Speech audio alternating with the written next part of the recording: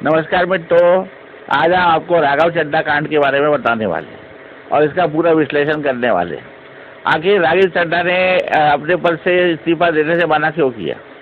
राघव चड्ढा ने राज्यसभा की सदस्यता प्राप्त करने के लिए केजरीवाल पार्टी को, आम आदमी पार्टी को एक रकम दी थी और राज्यसभा की सभी सदस्य तो राज्यसभा सदस्यता देते हुए केजरीवाल ने नकद धनराशि प्राप्त की थी, जबकि पार्टी में अंदर इस बात का घोर विरोध हुआ था कि अपने कामकाज के आधार पर ही लोगों को राज्यसभा की टिकट मिलनी चाहिए। लेकिन केजरीवाल ने कहा कि नहीं, पार्टी के अंदर जो लोग मेरे को चंदा देंगे या नकद धनराशि देंगे उनको मैं राज्यसभा सदस्य बनाऊंगा।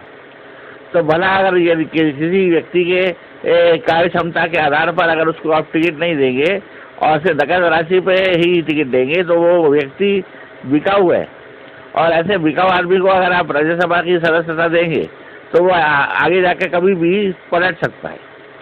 इसी बात का फायदा उठाया मोदी सरकार। आपदा में अवसर किस प्रकार से उठाना, ये भला श्रीमान मोदी जी से बेहतर कौन जानता है। आपको तो याद ही है, कोरोना के दौरान भी मोदी सरकार ने कंपनियों से भर के चंदा लिया था। अब स्वाति मालीवाल कांड में भी एक महिला होते हुए भी केजरीवाल ने उसे घर पे बुलाया और गैर मौजूदगी में अपने सेक्रेटरी से उसको पिटवाया। ये भी एक राज्यसभा की सदस्य है।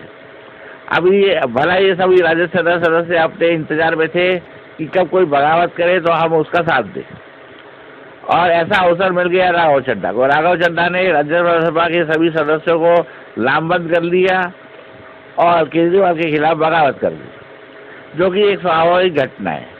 भला कोई व्यक्ति अपने कामकाज के आधार पर नहीं बल्कि पैसे के आधार पर अगर पद प्राप्त करता है तो वो समझ सकता है कि जब तक मेरा कार्यकाल रहेगा तब तक मैं इस पद पे बना रहूंगा।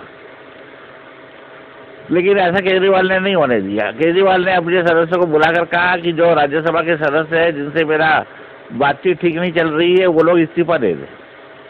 तो ये इस वजह से राज्यसभा के सदस्यों ने बगावत कर दी और इसको परोक्ष समर्थन भारतीय जनता पार्टी के मौजूदा सरकार ने दिया। बोला जिस पार्टी के पास लोकसभा में प्रचंड बहुमत है वो इस प्रकार से विपक्ष को तोड़ने में क्यों लगा हुआ है, ये एक विचारणीय विषय है। लेकिन हमारा लोकतंत्र पूरी तरह से बिकाऊ हो गया है। चंदा देकर पद प्राप्त किए जाते हैं, सरकारी नौकरी प्राप्त करने के लिए चंदा देना पड़ता है या रिश्वत देनी पड़ती है, और यही हमारे आधुनिक लोकतंत्र है। तो ऐसे आधुनिक लोकतंत्र में जब सब चीज बिका होगी तो हमारे राज्यसभा के सदस्य और हमारा कानून और हमारा देश भला क्यों ना बिका होगा। इसकी शुरुआत हमारे श्रीमान मोदी जी ने की। भारतीय जनता पार्टी के अंदर लाभ कृष्ण आडवाणी को और मुरली मनोहर जोशी को किनारे लगाकर किस प्रकार से पार्टी में पद हासिल किया गया, ये सब कुछ जनता को मालूम है।